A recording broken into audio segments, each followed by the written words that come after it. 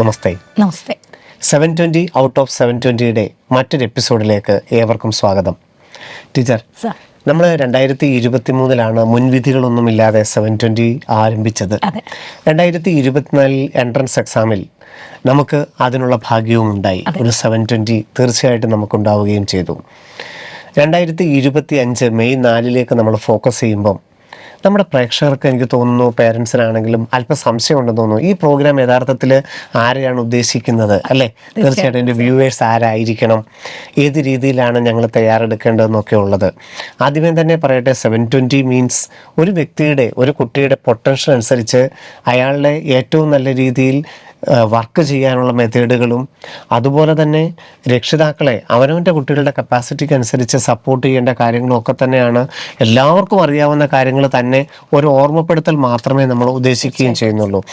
എങ്ങനെയാണ് നമ്മുടെ കുട്ടികൾക്കും രക്ഷിതാക്കൾക്കും ഇത് ഉപയോഗപ്രദമാവുക? ആദ്യമേ തന്നെ പറയാം, സാർ പറഞ്ഞ പോലെ ഇത് കാണുന്ന കുറച്ച് രക്ഷിതാക്കൾ എങ്കിലും കമൻറ്റുകളായിട്ടും ഒക്കെ ഞങ്ങളോട് ചോദിക്കുന്നുണ്ട്, ഇത് കേൾക്കേണ്ടത് ബ്രില്യൻ്റിൽ പഠിക്കുന്ന സ്റ്റുഡൻസ് അല്ലേ, അപ്പോൾ അവരോടല്ലേ നിങ്ങളെ കമ്മ്യൂണിക്കേറ്റ് ചെയ്യേണ്ടതെന്ന്. നമുക്ക് ബ്രില്യൻറ്റിനെ സംബന്ധിച്ചിടത്തോളം നമുക്ക് ഒരുപാട് ബാച്ചുകൾ, 100 കണക്കിന് ബാച്ചുകൾ, പല സെൻറ്റേഴ്സ്, ലക്ഷക്കണക്കിന് സ്റ്റുഡൻസ്. അപ്പോൾ ഇത്രയും പേർക്ക് ഒരുപോലെ ഞങ്ങൾ പറയുന്ന കണ്ടൻറ്റുകൾ എത്തണമെങ്കിൽ അതിന് ഇതുപോലൊരു ഓപ്പൺ പ്ലാറ്റ്ഫോം, യൂട്യൂബ് പോലൊരു പ്ലാറ്റ്ഫോമേ ഉള്ളൂ. പക്ഷേ യൂട്യൂബ് പോലൊരു പ്ലാറ്റ്ഫോമിൽ കൂടി ഞങ്ങളിത് പറയുമ്പോൾ നിങ്ങൾ പലരും വിചാരിക്കുന്ന ഒരു കാര്യം, യൂട്യൂബ് പോലെയുള്ള ഒരു പ്ലാറ്റ്ഫോമിലൂടെ ഞങ്ങൾ ഇങ്ങനെയുള്ള കാര്യങ്ങളെ അഡ്രസ്സ് ചെയ്യുമ്പോൾ പല രക്ഷിതാക്കളുടെയും സംശയം, ഇവിടെ ഓഫ്ലൈനായിട്ട് പഠിക്കുന്ന കുട്ടികളുടെ കയ്യിൽ ഫോണില്ല, അവർക്ക് ഫോൺ ഉപയോഗിക്കാനുള്ള അവസരം വീക്ക്ലി വൺസ് ആണ്. ആ സമയത്ത് അവരെ രക്ഷിതാക്കളെ ഫോൺ വിളിച്ച് സംസാരിക്കാൻ എടുക്കുന്ന സമയമാണ്. അപ്പോൾ എങ്ങനെയാണ് യൂട്യൂബ് അവർ ഉപയോഗിച്ചത് കാണുന്നതെന്നാണ് അവരോടാണ് ആദ്യം പറയാനുള്ളത്. അങ്ങനെയുള്ളവർക്ക് യൂട്യൂബ് വഴിയാണ് ഞങ്ങൾ ഈ പ്രോഗ്രാം അപ്ലോഡ് ചെയ്യുന്നതെങ്കിലും ഇ ലേണിംഗ് ആപ്പിലൂടെ യൂട്യൂബിൽ ഞങ്ങൾ അപ്ലോഡ് ചെയ്യുന്ന അവർക്ക് ആവശ്യമുള്ള എല്ലാ കണ്ടന്റുകളും കൃത്യമായി അന്ന് തന്നെ ഞങ്ങൾ വീഡിയോ ആയിട്ട് ഞങ്ങളുടെ ഇ ലേണിംഗ് ആപ്പിൽ അപ്ലോഡ് ചെയ്യുന്നുണ്ട്. സോ ഇ ലേണിംഗ് ആപ്പ് ഉപയോഗിക്കുന്ന ഏതൊരു കുട്ടിക്കും ഞങ്ങൾ പറയുന്ന എല്ലാ കണ്ടന്റുകളും ആ കുഞ്ഞിലേക്കും എത്തും എന്നുള്ളതാണ് നിങ്ങൾ ആദ്യം മനസ്സിലാക്കേണ്ട ഒരു കാര്യം. പിന്നെ ഞാൻ നേരത്തെ പറഞ്ഞതുപോലെ ഇത്രയും കുട്ടികളിലേക്ക് എത്തിക്കുക, അതിന് ഞങ്ങൾക്ക് ഒരു പ്ലാറ്റ്ഫോം. പിന്നെ മാത്രവുമല്ല, ബ്രില്യൻറ്റിൽ എത്താൻ പറ്റാതെ ബ്രില്യൻറ്റിൽ എന്താണ് നടക്കുന്നതെന്ന് ആഗ്രഹിക്കുന്ന ലോകത്ത് ഒരുപാട് കുട്ടികളുണ്ട്. ഒരുപക്ഷെ മലയാളികളെന്ന് എവിടെയൊക്കെ ഉണ്ടോ, അത് ഇന്ത്യയിൽ തന്നെ വേണമെന്നില്ല, പുറത്തു പോലും ഞങ്ങളെ കേൾക്കുന്ന അല്ലെങ്കിൽ ഞങ്ങൾ എന്താണ് പറയുന്നതെന്ന് കേൾക്കാൻ കാത്തിരിക്കുന്ന ഒരു കൂട്ടം രക്ഷിതാക്കളും അതുപോലെ തന്നെ വിദ്യാർത്ഥിനികളും ഉണ്ട്. പല സെന്റേഴ്സിന്റെയും ഭാഗമായിട്ട് അല്ലെങ്കിൽ പല കോഴ്സിന്റെയും ഭാഗമായി ഇരിക്കുന്നവർ പോലും ഇനി എന്ത് ചെയ്യണം എന്നതിന് വേണ്ടി ഞങ്ങളെ കേൾക്കുന്നുണ്ട്. അത് ഏറ്റവും അഭിമാനത്തോടു കൂടി തന്നെയാണ് ഞങ്ങൾ നിങ്ങളോട് പറയുന്നത്. അവരെയും കൂടെ ഉദ്ദേശിച്ചാണ് ഇ ലേണിംഗ് ആപ്പ് എന്നുള്ള ഒരു ഡിവൈസിൽ മാത്രം അല്ലെങ്കിൽ ആ ഒരു ഇതിൽ മാത്രം ഞങ്ങൾ ഒതുക്കാതെ യൂട്യൂബ് എന്ന ഒരു ജനറൽ പ്ലാറ്റ്ഫോം ഉപയോഗിച്ചിരിക്കുന്നത്. ഇത് ആർക്കൊക്കെ ബെനിഫിഷ്യൽ ആകണമോ, ഇതുകൊണ്ട് ഞങ്ങൾ ഈ പറയുന്ന വാക്കുകൾ എവിടെയെങ്കിലും ഒരാൾക്കെങ്കിലും അതൊരു ബെനിഫിഷ്യൽ ഇഫക്റ്റ് ഉണ്ടായാൽ അത് തന്നെയാണ് ഞങ്ങൾ ഈ ബ്രില്യൻറ്റ് സ്റ്റഡി സെന്റർ എല്ലായ്പ്പോഴും കുട്ടികൾക്ക് വേണ്ടി നിലകൊള്ളുന്നു എന്ന് പറയുമ്പോൾ, ഞങ്ങളിലേക്ക് എത്തുന്ന കുട്ടികൾ ഞങ്ങളുടെ മക്കളാണ്. അവർക്ക് ഞങ്ങൾ എന്തൊക്കെ ഫെസിലിറ്റീസ് ഒരുക്കുന്നു അതോടൊപ്പം തന്നെ അതിൻ്റെ കുറച്ചെങ്കിലും കണ്ടന്റുകൾ മറ്റു കുട്ടികളിലേക്കും ഈ ഒരു സിറ്റുവേഷൻ അല്ലെങ്കിൽ ഈ ഒരു അവസരം കിട്ടാത്ത കുട്ടികൾക്കും എന്തെങ്കിലുമൊക്കെ ഒരു ബെനിഫിഷ്യൽ ഇഫക്റ്റ് കിട്ടണം എന്ന് ഞങ്ങൾ ആഗ്രഹിക്കുന്നുണ്ട്. ആ ആഗ്രഹം തന്നെയാണ് യൂട്യൂബ് എന്ന് പറയുന്ന ഒരു പബ്ലിക് പ്ലാറ്റ്ഫോമിലൂടെ ഇങ്ങനെയുള്ള കാര്യങ്ങൾ അഡ്രസ്സ് ചെയ്യാനും ഞങ്ങളെ പ്രേരിപ്പിക്കുന്നു. തീർച്ചയായിട്ടും. കാരണം പിള്ളേർ മാനേജ്മെന്റ് എപ്പോഴും അതിന് ഒരുപടി മുൻപന്തിയിലുമാണ്. ലോകത്ത് എവിടെയുള്ള മലയാളികളിലേക്കും എൻട്രൻസുമായിട്ട് ബന്ധപ്പെട്ട കാര്യങ്ങളും അതിൻ്റെ നോട്ടിഫിക്കേഷനുകളും അതിൻ്റെ എല്ലാ വാർത്തകളും എത്തണം. നമ്മുടെ കുട്ടികളിൽ മാത്രമല്ല, മലയാളികളായിട്ടുള്ള ഇവർ എവിടെയുണ്ടെങ്കിലും അതിനെക്കുറിച്ചെല്ലാം ആധികാരികമായിട്ട് അറിയണമെന്ന് വിചാരിച്ച് തന്നെയാണ് നമ്മൾ ബ്രില്യൻറ്റ് യൂട്യൂബ് ചാനൽ ഈ ഒരു രീതിയിൽ തന്നെ കൊണ്ടുപോകുന്നത്. നമുക്ക് ഇന്നത്തെ സബ്ജക്റ്റിലോട്ട് തിരികെ വന്നാൽ, നമ്മൾ കഴിഞ്ഞ തവണ ഏതാണ്ട് പറഞ്ഞു നിർത്തിയിടത്തു തന്നെ നമുക്ക് തുടങ്ങാം. അതായത് കുട്ടികളെല്ലാം പഠിച്ചു തുടങ്ങിയിട്ട് ഏതാണ്ട് 3 മാസക്കാലത്തോളമായി. റെസിഡൻഷ്യൽ ബാച്ച് ആണെങ്കിൽ അല്ലെങ്കിൽ ഇൻറ്റിഗ്രേറ്റഡ് ബാച്ചുകളൊക്കെ ആണെങ്കിൽ അവരുടെ സെക്കൻഡ് ഇയറിൻ്റെ ഏതാണ്ട് ടോപ്പിക്കുകൾ തീരുന്നു, അവർക്ക് ബോർഡ് എക്സാം വരുന്നു, ഒപ്പം എൻട്രൻസുകളും വരുന്നു. അതായത് പഠിത്തത്തിൻ്റെ ഏറ്റവും സീരിയസ് ആയിട്ടുള്ളൊരു ഘട്ടത്തിലേക്ക് നമ്മുടെ എല്ലാ കുട്ടികളും കടക്കേണ്ട ഒരു സമയമായിട്ടുണ്ട്. പല മോഡൽ എക്സാമുകളും ലോങ് ടൈം കുട്ടികൾക്ക് കഴിഞ്ഞിട്ടുണ്ടെങ്കിൽ റിപ്പീറ്റേഷൻ നമ്മൾ ഒരു മോഡൽ എക്സാമാണ് കഴിഞ്ഞിരിക്കുന്നത്. അപ്പം സീരിയസ് ഒരു അപ്രോച്ച് എടുക്കേണ്ടതുണ്ട്. അപ്പോൾ നമുക്കറിയാം നമ്മുടെ അക്കാഡമിക് കലണ്ടർ എന്ന് പറയുന്നത് എനിക്ക് തോന്നുന്നു ഡിസംബർ കൊണ്ട് നമ്മളുടെ ടോപ്പിക്കുകൾ തീർക്കുക, ജനുവരി ഫെബ്രുവരി സമയങ്ങളിൽ മുഴുവൻ ടോപ്പിക്കിനെയും യൂണിറ്റുകളായിട്ട് മോഡൽ എക്സാം നടത്തുക, മാർച്ച് മാസത്തിൽ കമ്പൈൻഡ് യൂണിറ്റുകൾ നടത്തുക, ഏപ്രിൽ മാസത്തിൽ 2025 എഴുതുന്ന എല്ലാ കുട്ടികളെയും ഒരുമിപ്പിച്ചുകൊണ്ടുള്ള ഫുൾ യൂണിറ്റ് മോഡലുകൾ നടത്തുക. ഇതിൻ്റെ എല്ലാം ഡിസ്കഷനുകളും ഡൗട്ട് ക്ലിയറൻസ് സെഷനുകളും എല്ലാം തന്നെ ആയിരിക്കും എൻട്രൻസിൻ്റെ തലേ ദിവസം വരെ നമുക്ക് ഉണ്ടാകുന്ന പാക്കേജ് എന്ന് പറയുന്നത്. ഈ ഒരു പാക്കേജൊക്കെ ഉപയോഗിക്കേണ്ട സമയം, അതായത് മോഡൽ എക്സാമുകളിലൊക്കെ സമയത്ത് ആ സമയത്ത് ഉപയോഗിക്കാൻ പാകത്തിന് ഇവർ കേൾക്കുന്ന ക്ലാസ്സുകളെ എങ്ങനെയാണൊന്ന് ക്രോഡീകരിക്കേണ്ടത്? ഈ സീരിയസ് ആയിട്ട് ഇപ്പോൾ പഠിക്കുന്ന സമയത്ത് തന്നെ മോഡൽ എക്സാം ജനുവരി ഫെബ്രുവരിയും ഒക്കെ ഉപയോഗിക്കേണ്ട സമയത്ത് എങ്ങനെ ഈ എഫക്റ്റീവായിട്ട് ഈ ഒരു സമയം ഉപയോഗിക്കാം? എന്തൊക്കെയാണ് അവർ കരുതേണ്ടത്? എനിക്ക് തോന്നുന്നു ആദ്യം കരുതേണ്ടത് ഒരു ഷോർട്ട് നോട്ട്സ് വേണമെന്ന് തന്നെയാണ് എനിക്ക് പറയാനുള്ളത്. പല കുട്ടികളും പറഞ്ഞു കേൾക്കുന്നത്, മിസ്സേ എനിക്ക് ഷോർട്ട് നോട്ട്സ് എഴുതി ശീലമില്ല, അല്ലെങ്കിൽ ഞാൻ ഇതുവരെ അങ്ങനെ ചെയ്തിട്ടില്ല, അത് വേണോ, അത് നിർബന്ധമാണോ? ഇങ്ങനെ ചോദിക്കുന്ന പല കുട്ടികളോടും ഞാൻ അപ്പോൾ പറയാറുണ്ട്, നിർബന്ധമൊന്നും ഇല്ല, നമുക്ക് ഒരു കാര്യത്തിലും ഒരു നിർബന്ധമില്ല. കാരണം നിങ്ങൾ ഏത് വേയിലാണോ കംഫർട്ടബിൾ ആ വേയിൽ തന്നെ പോകാം. പക്ഷെ ഒരു സജഷൻ ചോദിച്ചാൽ ഡെഫിനറ്റ് ആയിട്ടും ഞാനത് വേണം എന്ന് പറയും.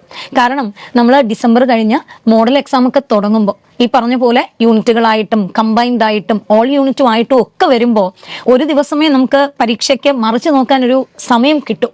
ആ സമയത്ത് 83 ചാപ്റ്റേഴ്സും ഫിസിക്സ്, കെമിസ്ട്രി, ബോട്ടണി, സുവോളജി മറിച്ച് നോക്കുക, എല്ലാ കണ്ടന്റിലൂടെയും കടന്നു പോവുക എന്ന് പറയുന്നത് പ്രാക്ടിക്കലി കുറച്ചൊരു ഡിഫിക്കൽറ്റി ഉണ്ടാക്കും എന്ന് നിങ്ങൾക്കറിയാം. കുറച്ച് കുട്ടികൾക്കെങ്കിലും ആ തലേ ദിവസത്തെ മറിച്ച് നോക്കൽ കുറച്ചൊരു കോൺഫിഡൻസ് അന്ന് പഠിച്ചു തീർക്കും എന്നല്ല ഞാൻ പറഞ്ഞത്. പഠിച്ചു വെച്ചിരിക്കുന്ന കാര്യങ്ങൾ ഒന്നുകൂടെ ഒന്ന് കണ്ണോടിക്കുമ്പോൾ നമുക്ക് കിട്ടുന്ന ഒരു കോൺഫിഡൻസ് വളരെ വലുതായിരിക്കാം. സോ ഏറ്റവും നല്ലത് നിങ്ങൾ എപ്പോഴും ഒരു ഷോർട്ട് നോട്ട്സ് കരുതുക എന്നത്. തീർച്ചയായിട്ടും അത് നിങ്ങൾ പഠിച്ചു കഴിഞ്ഞിട്ട് സെൽഫായിട്ട് ഇത് തിരിച്ചു പറയുന്ന രീതിയിൽ എഴുതി വെക്കാം, അല്ലെങ്കിൽ പഠിക്കുന്ന സമയത്ത് തന്നെ കൂടെ എഴുതി പോകാം. ഇതൊന്നും അല്ലെങ്കിൽ ക്ലാസ്സിൽ അധ്യാപകൻ പറയുന്ന സമയത്ത് അധ്യാപകർ പറയുമ്പോൾ കുറച്ച് പിക്ചറൊക്കെ വരച്ചിട്ടായിരിക്കും അവർ പറയുന്നത്. അപ്പൊ ആ രീതിയിൽ നിങ്ങൾക്കത് വരച്ചു വെക്കാം. എന്തായാലും നിങ്ങളുടെ കയ്യിൽ ആദ്യം വേണ്ടത് ഒരു ഷോർട്ട് നോട്ട്സ് ആയിരിക്കണം. അത് ഏത് സബ്ജക്റ്റ് ആണെങ്കിലും ഫിസിക്സിനൊക്കെ പ്രത്യേകിച്ചും ഒരു ചാപ്റ്റർ കഴിയുമ്പോൾ ആ ചാപ്റ്ററിൽ എത്രത്തോളം ഫോർമുലാസ് ഉണ്ട് ആ ഫോർമുലാസ് എഴുതി മാത്രം ഒരു ഫോർമുല ബുക്ക് നിങ്ങൾക്ക് വെക്കാം. അതുപോലെ പെട്ടെന്ന് ഓർക്കേണ്ട കാര്യങ്ങൾ വളരെ ക്വിക്കായിട്ട് ഈ പറയുന്ന പോലെ ഒരു ചാപ്റ്റർ കഴിയുമ്പോൾ ആ ചാപ്റ്ററിൽ പഠിച്ച കുറേ കാര്യങ്ങൾ നിങ്ങൾക്ക് തന്നെ അറിയാം. അതിന് എത്രത്തോളം ഇമ്പോർട്ടൻസ് ഉണ്ടെന്ന് കുറേ നാളത്തെ ക്വസ്റ്റനുകളും ഒക്കെ നിങ്ങൾ ചെയ്തിട്ടാണ് പോകുന്നത്. ഇത്രയും ക്വസ്റ്റനുകൾ കാണുമ്പോൾ നിങ്ങൾക്ക് തന്നെ ഒരു സെൽഫ് അനാലിസിസ് ഉണ്ട്. പ്ലസ് ആ അധ്യാപകനോട് പഠിപ്പിച്ച് കഴിയുമ്പോൾ അതിലൂടെ നിങ്ങൾ കടന്നു പോകുമ്പോൾ നിങ്ങൾക്ക് തോന്നിയ കാര്യങ്ങൾ അത് ഫിസിക്സ് ആയാലും കെമിസ്ട്രി ആയാലും ബോട്ടണി ആയാലും സുവോളജി ആയാലും ഒരു ബുക്കിൽ എഴുതി വെക്കുന്നത് ഏറ്റവും നല്ലതായിരിക്കും. ഏറ്റവും ഷോർട്ടുമായിരിക്കണം. അവിടെ വേർഡ്സ് അല്ല. നിങ്ങൾക്ക് ഒരുപക്ഷെ നോട്ട്സ് എഴുതുമ്പോൾ വേറെയും ഒരു കാര്യം പറയാനുണ്ട്. ഇപ്പൊ നമ്മൾ എഴുതി വെക്കുമ്പോൾ നമുക്ക് തോന്നും, അയ്യോ 6 പേജ് ഞാൻ സ്വന്തമായിട്ട് എഴുതി, നല്ല നോട്ട് എന്ന് തോന്നും. പക്ഷെ പരീക്ഷയുടെ തലേ ദിവസം ഒരു ചാപ്റ്ററിന് ഈ 6 പേജ് മറിച്ച് നോക്കുന്നതിനേക്കാൾ എന്തുകൊണ്ടും നല്ലത് ഒരു പേജിൽ അല്ലെങ്കിൽ 2 പേജിൽ ഈ എൻ്റയർ കണ്ടന്റ് ഉണ്ടെങ്കിൽ വളരെ കുറച്ച് സമയത്തിനുള്ളിൽ നിങ്ങൾക്കത് മറിച്ച് നോക്കാൻ പറ്റും. മെമ്മറൈസ് ചെയ്യുന്നതിനും ഏറ്റവും നല്ലൊരു മെത്തേഡ് തന്നെയാണ് അത്. കാരണം ക്ലാസ്സിൽ ഒരു അധ്യാപകൻ പഠിക്കുമ്പോൾ ഏറ്റവും ഷോർട്ടായിട്ട് നമുക്ക് നോട്ട് എഴുതുകയും തിരിച്ച് റൂമിൽ അന്ന് തന്നെ, അതായത് ക്ലാസ് അറ്റൻഡ് ചെയ്തിട്ട് അന്ന് തന്നെ തിരിച്ച് റൂമിൽ അല്ലെങ്കിൽ നമ്മുടെ സ്റ്റഡി റൂമിൽ വന്നു കഴിഞ്ഞിട്ട് ആ പഠിപ്പിച്ച അധ്യാപകന്റെ മുഴുവൻ ഒരു ക്ലാസ്സുകൾ ഒന്ന് മനസ്സിലൂടെ റിവൈൻഡ് ചെയ്യുകയാണെങ്കിൽ ഒരിക്കലും അത് മറക്കില്ല. അപ്പം അതിന് ഏറ്റവും നമ്മളെ സഹായിക്കുന്ന ഈ ഷോർട്ട് നോട്ടുകളാണ്. ഈ ഷോർട്ട് നോട്ടും ആ പഠിപ്പിച്ചത് ഒന്ന് മെമ്മറിയിലൂടെ തിരിച്ചൊന്ന് ഓടിക്കാമെങ്കിൽ ഏറ്റവും എഫക്റ്റീവായിട്ട് അതിനെ ഏത് സമയത്തും നമുക്ക് റിക്കവർ ചെയ്യാനായിട്ട് സാധിക്കുകയും ചെയ്യും. ഞാൻ പഠിപ്പിക്കുമ്പോഴും പറയാറുണ്ട്, നമുക്കിപ്പോൾ ലെക്ചർ നോട്ട്സ് നമ്മൾ പ്രിന്റ് ചെയ്ത് കൊടുക്കുന്നത് കൊണ്ട് പല കുട്ടികളും ലെക്ചർ നോട്ട് ഉണ്ടല്ലോ, NCERT ഉണ്ട്, അപ്പോൾ മിണ്ടാതിരിക്കുന്നത് കാണാം. പക്ഷെ ഞാൻ അവരോട് പറയാറുണ്ട്, ഞങ്ങൾ പറയുമ്പോൾ പറയുന്ന കാര്യങ്ങൾ, അതിപ്പോൾ ഏത് സബ്ജക്റ്റ് ആയാലും പറയുന്ന കാര്യങ്ങൾ ഒരു അധ്യാപകൻ ഏറ്റവും എളുപ്പത്തിൽ ആ കുട്ടികളിലേക്ക് എത്തിക്കാൻ ശ്രമിക്കും.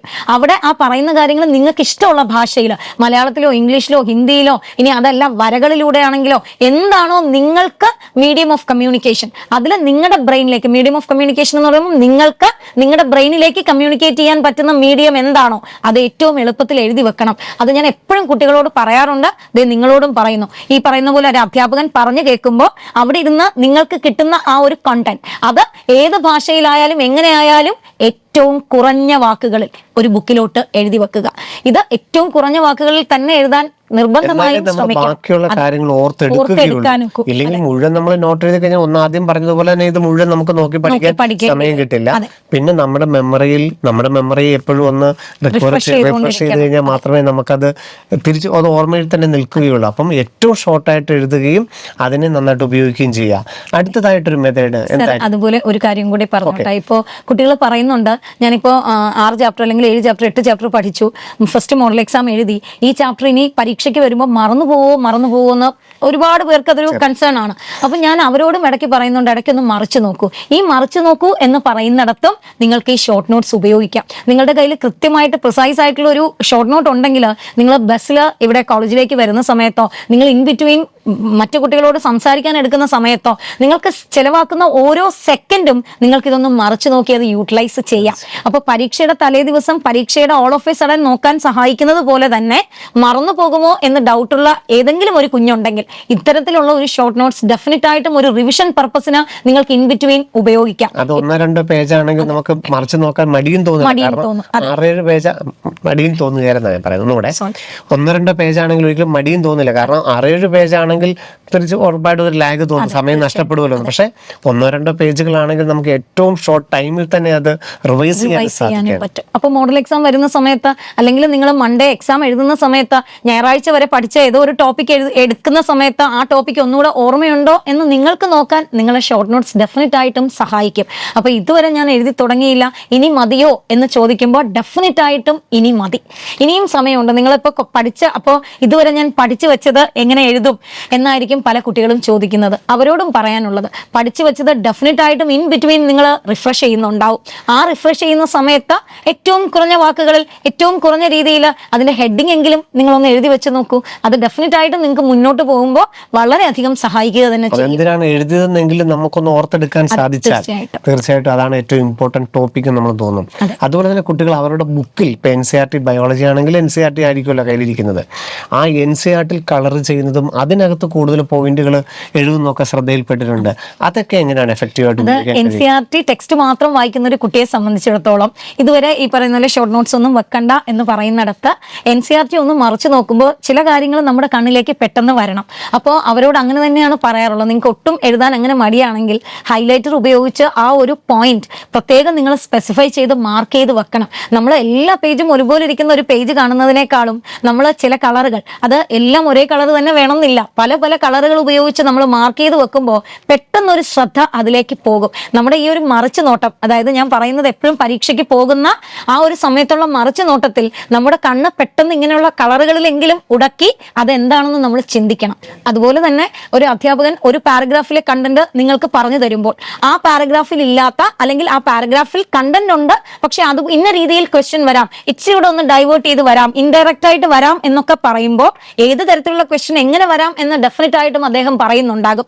അതൊന്ന് ഒരു സ്റ്റിക്കി നോട്ടായിട്ട് നിങ്ങൾ ആ സൈഡിൽ എഴുതി വെച്ചാൽ അല്ലെങ്കിൽ സൈഡിൽ വെച്ചിരുന്നാൽ പിന്നീട് ഒരിക്കൽ നിങ്ങൾ ആ ഒരു കണ്ടന്റ് മറിച്ച് നോക്കുമ്പോൾ യെസ്, ഈ പാരഗ്രാഫിൽ നിന്നും ഇതിൽ എഴുതിയിരിക്കുന്ന സെന്റൻസ് അല്ലാതെ ഈ രീതിയിലും ചോദിക്കാം എന്നുള്ളൊരു ബോധം ആ സമയത്ത് നിങ്ങളിൽ കിട്ടും. ഫിസിക്സ് ഒക്കെ ആണെങ്കിലും നിങ്ങൾ ഒരു പാരഗ്രാഫ് പഠിച്ചു, ഒരു ഫോർമുല പഠിച്ചു, അത് പഠിച്ചു വെക്കുമ്പോൾ അതിനകത്തുനിന്ന് ഈ പറയുന്ന പോലെ ഇച്ചിരി ഒന്ന് മാറി വരാൻ പറ്റുന്ന അല്ലെങ്കിൽ ഒന്ന് ഇന്റർലിങ്ക് ചെയ്ത് വരാൻ പറ്റുന്ന ക്യുമുലേറ്റീവ് ആയിട്ട് വരാൻ പറ്റുന്ന ഒരു ക്വസ്റ്റ്യൻ പറഞ്ഞാൽ അത് ഏത് ചാപ്റ്ററുമായിട്ടാണ് ലിങ്ക് വരുന്നത് അല്ലെങ്കിൽ ഏത് ഫോർമുലയുമായിട്ടാണ് ലിങ്ക് വരുന്നതെന്ന് ആ പാരഗ്രാഫിൽ അതിനോട് ചേർത്ത് നിങ്ങളൊന്ന് എഴുതി വെച്ചാൽ പിന്നീട് മറിക്കുമ്പോൾ, കാരണം ഒരുപാട് കണ്ടന്റുകൾ വരുമ്പോൾ ഇതെല്ലാം കൂടി ഓർത്തിരിക്കാൻ നമുക്ക് പ്രയാസം ഉണ്ടാവും. ആ പ്രയാസം മാറ്റിയെടുക്കാനാണ് ടെക്സ്റ്റ് മറിക്കുമ്പോൾ തന്നെ ഓക്കെ ഇത് അവിടെ ചേർന്ന് വരുന്നതാണ് അല്ലെങ്കിൽ ഇതിൽ നിന്നും ഇങ്ങനെയാണ് വരാനുള്ള സാധ്യത, ഇതാണ് അന്ന് സാറ് പറഞ്ഞത് എന്ന് നിങ്ങൾ ഓർക്കണം. അത് നമ്മൾ എഴുതി വെക്കാതിരുന്നാൽ പലപ്പോഴും ഇത് ഓർത്തിരിക്കണം എന്നില്ല. കാരണം എല്ലാ കാര്യങ്ങളും നമുക്ക് ക്ലാസ് നോട്ടായിട്ട് എഴുതിയെടുക്കാനും നിങ്ങൾക്ക് കഴിഞ്ഞെന്ന് വരില്ല. സോ അങ്ങനെയുള്ള കാര്യങ്ങളൊക്കെ തന്നെ NCERT സ്റ്റിക്കി നോട്ട്സ് ആയിട്ട് വെക്കുക, ഹൈലൈറ്റർ ഉപയോഗിച്ച് മാർക്ക് ചെയ്യുക, വ്യത്യസ്തമായ കളർ ഉപയോഗിച്ച് നിങ്ങളുടെ ശ്രദ്ധ കിട്ടുന്ന രീതിയിൽ തന്നെ മാർക്ക് ചെയ്ത് വെക്കുക. ഫോർമുലകളെല്ലാം തന്നെ ഫോർമുല ടെക്സ്റ്റിനകത്ത് ഉണ്ടെങ്കിലും അത് നിങ്ങളുടെ ഹാൻഡ് റൈറ്റിംഗിൽ തന്നെ ഇനി ഷോർട്ട് നോട്ട്സ് ആയിട്ട് എഴുതാൻ പറ്റിയില്ലെങ്കിൽ അതിന്റെ മുകളിലോ താഴെയോ വീണ്ടും അത് റിപ്പീറ്റ് ചെയ്ത് എഴുതി വെക്കുക. അങ്ങനെയുള്ള കാര്യങ്ങളെല്ലാം തന്നെ നിങ്ങളുടെ ശ്രദ്ധയെ ആ ഒരു ടോപ്പിക്കിലേക്ക്, ആ ഒരു കണ്ടന്റിലേക്ക് കൊണ്ടുവരാൻ സഹായിക്കും. അതുപോലെ തന്നെ നമുക്കിപ്പോൾ വീക്കിലി നടക്കുന്ന എക്സാമുകളുണ്ട്, ധാരാളം ക്വസ്റ്റ്യൻ പേപ്പറുകൾ ഇവർക്ക് അവൈലബിൾ ആണ്. അപ്പോൾ നമുക്ക് മോഡൽ എക്സാമിലോട്ട് വരുമ്പോൾ ഈ ക്വസ്റ്റ്യൻ പേപ്പറുകളെയും ഇതിൻ്റെ ഹിൻസ് ഉൾപ്പെടെയുള്ള പ്രിന്റഡ് കീകൾ ഇവർക്ക് കിട്ടുന്നുണ്ട്. ഇതിനെ എങ്ങനെ ഇവർക്ക് അതൊരു കറക്റ്റ് ഒരു സിസ്റ്റമാറ്റിക് ആയിട്ട് ഉപയോഗിക്കാനായിട്ട് സാധിക്കും? ഇപ്പോൾ എനിക്ക് അതിലൊരു കാര്യം പറയാനുള്ളത് സർ, നമ്മൾ പലപ്പോഴും നമ്മുടെ യൂണിറ്റുകൾ വരുമ്പോൾ കഴിഞ്ഞ വർഷത്തെ അതേ യൂണിറ്റുകളല്ല വരുന്നതെങ്കിൽ തീർച്ചയായിട്ടും ക്യുമുലേറ്റീവ് ആയിട്ടുള്ള ക്വസ്റ്റ്യൻസ് ആയിരിക്കും. അപ്പോൾ ക്യുമുലേറ്റീവ് ആയിട്ടുള്ള ക്വസ്റ്റ്യൻസ് എടുത്ത് ചെയ്യുമ്പോൾ, ഇപ്പോൾ ഉദാഹരണം പറഞ്ഞാൽ സുവോളജി വെച്ചിട്ടാണ് എനിക്ക് പറയാൻ എളുപ്പം. സുവോളജിയിൽ നിങ്ങൾ ഹ്യൂമൻ റീപ്രൊഡക്ഷൻ പഠിക്കുന്നു, അതിൽ ഒരുപാട് ഹോർമോണുകൾ പഠിക്കുന്നുണ്ട്. പക്ഷെ അതിന്റെ ഒരു ഇഫക്റ്റ് കുറച്ചുകൂടെ പഠിക്കുന്നത് എൻഡോക്രൈൻ സിസ്റ്റം കൂടെ ചേർന്ന് വരുമ്പോഴാണ്. അപ്പോൾ എൻഡോക്രൈൻ സിസ്റ്റം പഠിക്കാതെയാണ് നിങ്ങൾ ഹ്യൂമൻ റീപ്രൊഡക്ഷൻ പഠിക്കുന്നതെങ്കിൽ ഒരു ക്യുമുലേറ്റീവ് ക്വസ്റ്റ്യൻ വരുമ്പോൾ നിങ്ങൾ കുറച്ചൊന്ന് അയ്യോ ഇതെന്താ ഇങ്ങനെ, ഇത് ഔട്ട് ഓഫ് സിലബസ് ആണോ, ഇത് ടെക്സ്റ്റിനകത്ത് ഇല്ലല്ലോ എന്ന് വരെ നിങ്ങൾ വിചാരിക്കാം. അപ്പോൾ അങ്ങനെ ക്വസ്റ്റ്യൻ പ്രാക്ടീസ് ചെയ്യുന്ന സമയത്ത് നിങ്ങൾക്ക് തന്നെ ആ ഒരു കോൺഫിഡൻസ് വേണം. ഇതൊരു ക്യുമുലേറ്റീവ് ഏരിയ എന്ന് വരുന്ന ക്വസ്റ്റ്യൻ ആണ്. ഇവിടെ ഞാൻ എൻഡോക്രൈനും റീപ്രൊഡക്ഷനും പഠിച്ചാൽ മാത്രമേ എനിക്ക് എഴുതാൻ പറ്റൂ, അല്ലെങ്കിൽ അതിൽ കൂടെ ഒന്ന് ചേർന്ന് പോയാലേ എഴുതാൻ പറ്റൂ എന്ന് നിങ്ങൾക്ക് തോന്നണം. അത് അങ്ങനെ ആ ഒരു ക്വസ്റ്റ്യനിൽ തോന്നുന്നില്ല, നിങ്ങൾ താഴ്ന്നു പോവും, അയ്യോ എനിക്ക് മാർക്ക് കുറയുന്നു എന്ന് തോന്നൽ വരുവാണെങ്കിൽ തൽക്കാലം ക്യുമുലേറ്റീവ് ആയിട്ട് വരുന്ന ക്വസ്റ്റ്യൻസ് ചെയ്യണ്ട. എല്ലാ ചാപ്റ്ററും പഠിച്ചു കഴിഞ്ഞ് അല്ലെങ്കിൽ ഇന്റർലിങ്ക് ചെയ്ത് വരുന്ന ചാപ്റ്ററുകൾ, ഇപ്പോൾ 3 ചാപ്റ്റേഴ്സിനാണ് കണക്ഷൻ ഉണ്ടെങ്കിൽ ആ 3 ചാപ്റ്റേഴ്സും ഓക്കെ ആയതിനു ശേഷം മാത്രം നിങ്ങൾ അങ്ങനെ വരുന്ന ക്വസ്റ്റ്യൻ എടുത്താൽ മതി. കോൺഫിഡൻസ് പോകും എന്നുള്ളവരോടാണ് ഇത് പറയുന്നത്. അതല്ല ഓക്കെ എനിക്കിത് ഇപ്പൊ തെറ്റിയത് എനിക്ക് ക്യുമുലേറ്റീവ് ആയിട്ടൊരു ക്വസ്റ്റ്യൻ വന്നതുകൊണ്ടാണ്, കുഴപ്പമില്ല ഞാനിത് 3ഉം പഠിച്ചു കഴിയുമ്പോൾ എനിക്ക് ഓക്കെ ആകും എന്ന് മനസ്സിലാക്കാൻ നിങ്ങൾക്ക് ആ സമയത്ത് മനസ്സിലാക്കാൻ പറ്റുമെങ്കിൽ കുഴപ്പമൊന്നുമില്ല. അപ്പോൾ നിങ്ങൾ ക്വസ്റ്റ്യൻ സെലക്ട് ചെയ്യുമ്പോഴും നിങ്ങളുടെ യൂണിറ്റുകൾ ഏതാണോ ആ യൂണിറ്റുകളിൽ ഇപ്പോൾ തൽക്കാലം ഇൻഡിവിജ്വൽ ആയിട്ടുള്ള ചാപ്റ്റേഴ്സ് വരുന്ന ക്വസ്റ്റ്യനുകൾ ചെയ്യാനായിരിക്കും നോക്കേണ്ടത്. കാരണം പല കുട്ടികൾക്കും ക്യുമുലേറ്റീവ് ആയിട്ട് വരുമ്പോൾ അവർക്ക് തന്നെ ഇത് എവിടെ നിന്നാണ്, ഇത് ഏത് ചാപ്റ്ററിൽ നിന്നാണ്, ലിങ്ക് ചെയ്ത് വരുന്നുണ്ടോ എന്നൊരു ചെറിയ സംശയം വരുന്നത് പോലെ. അപ്പോൾ നിങ്ങൾ തന്നെ അയ്യോ ഇത് ഔട്ട് ഓഫ് സിലബസ് ആണോ, അല്ലെങ്കിൽ എന്താ ഇങ്ങനെ ക്വസ്റ്റ്യൻ എന്ന് ഒരു നിമിഷം ആലോചിക്കും. ചില ആൾക്കാരെങ്കിലും ഒന്ന് ഡിപ്പാവും. അപ്പോൾ അത് വേണ്ട. നമുക്ക് ചെയ്യുമ്പോൾ ഇപ്പോൾ ചാപ്റ്റർ വൈസ് ആണ് നമുക്ക് തിങ്കളാഴ്ച പരീക്ഷ വരുന്നത്. അപ്പോൾ നിങ്ങൾ എടുക്കുമ്പോഴും ചാപ്റ്റർ വൈസ് ആയിട്ടുള്ള ഒരുപാട് ക്വസ്റ്റ്യൻ പേപ്പേഴ്സ് നമ്മുടെ ലൈബ്രറിയിൽ അവൈലബിൾ ആണ്. ഇ ലേണിംഗ് ആപ്പിൽ എല്ലാ ലെവൽ ക്വസ്റ്റ്യൻസും ഇട്ടിട്ടുണ്ട്. അത്രയും ആകുമ്പോൾ തന്നെ നിങ്ങൾ ഡെഫിനറ്റ് ആയിട്ടും നിങ്ങൾക്ക് ഇത് അറിയാൻ പറ്റും. പിന്നെ കോർ ആയിട്ട് വരുന്ന ഈ പറയുന്ന പോലെ 2ഓ 3ഓ ചാപ്റ്റർ ഇന്റർലിങ്ക് ചെയ്ത ഒരു ക്വസ്റ്റ്യൻ വരുമ്പോൾ അല്ലെങ്കിൽ അങ്ങനെയുള്ള കാര്യങ്ങൾ ആ ചാപ്റ്റേഴ്സുകളെല്ലാം തന്നെ പഠിച്ചതിന് ശേഷം നമുക്ക് ചെയ്തു നോക്കാം. ആ സമയം ആകുമ്പോഴേക്കും എനിക്ക് തോന്നുന്ന ഒരു മോഡൽ എക്സാം ഒക്കെ ആയി വരുമ്പോഴേക്കും നിങ്ങൾ ഡെഫിനറ്റ് ആയിട്ടും ആ ഒരു പാറ്റേണിലേക്ക് വരും. ഇപ്പം നമ്മൾ തൽക്കാലം ഓടിച്ചാടി മോഡൽ എക്സാമിന്റെ കംപ്ലീറ്റ് ക്വസ്റ്റ്യനും എടുത്ത് വെച്ച് ചെയ്യേണ്ട. പ്രത്യേകിച്ചും ഫിസിക്സ് ഒക്കെ കഴിഞ്ഞ ദിവസം ഒരു കുട്ടി വന്ന് പറഞ്ഞു മോഡൽ എക്സാമിനൊക്കെ അങ്ങനെ നോക്കിയപ്പോൾ എനിക്ക് ഭയങ്കര ഡിഫിക്കൽട്ടി തോന്നുന്നു. അങ്ങനെ നോക്കണ്ട. നിങ്ങൾ അറിയാമെന്നുള്ള കോൺസെപ്റ്റിൽ നിന്ന് മാത്രമുള്ള ക്വസ്റ്റ്യൻസ് അങ്ങനെ തന്നെ അതിൽ നിന്ന് മാത്രമേ വരുള്ളൂ എന്ന് ഉറപ്പുള്ളത് തൽക്കാലം ചെയ്തു പഠിക്കൂ. അതിൽ നിങ്ങൾ ഓക്കെ ആണെങ്കിൽ അടുത്ത ചാപ്റ്ററും നിങ്ങൾ ഓക്കെ ആണെങ്കിൽ 2 ചാപ്റ്റേഴ്സും ഇൻഡിവിജ്വലി നിങ്ങൾ ഓക്കെ ആണെങ്കിൽ ഡെഫിനറ്റ് ആയിട്ടും ഇവ കമ്പൈൻ ചെയ്ത് വരുമ്പോഴും നിങ്ങൾ ഓക്കെ ആയിരിക്കും.